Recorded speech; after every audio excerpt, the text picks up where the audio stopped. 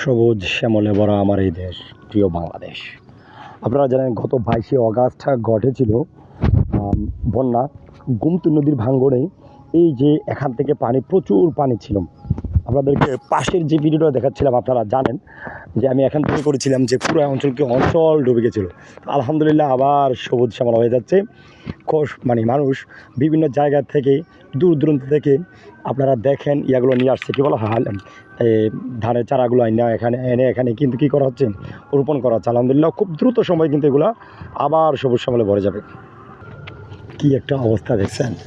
আমি এখান থেকে অনেক অবস্থা দেখছিলাম, এখানে মানুষ মাছ ধরছে, এখন পর্যন্ত পানি ছিল। আর আলহামদুলিল্লাহ গত 22শে আগস্ট, আজকে 26শে সেপ্টেম্বর, এক মাসের মধ্যে মোটামুটি সব পানি চলে গেছে। আবার আলহামদুলিল্লাহ সবুজে শ্যামলে আমার এই মাঠ আবার ভরে উঠবে অল্প কিছুদিনের মধ্যে। মানুষ অনেক কষ্ট করতেছে, কিন্তু বর্তমানে যথেষ্ট কষ্ট করতেছে মানুষ।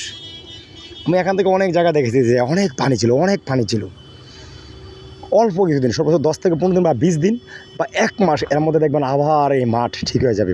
মানুষ কত কষ্ট করছে বলার বাইরে।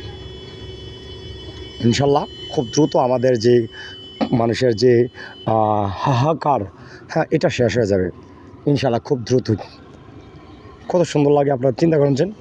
আমি যদিও সন্ধ্যার মুহূর্তে আসছি,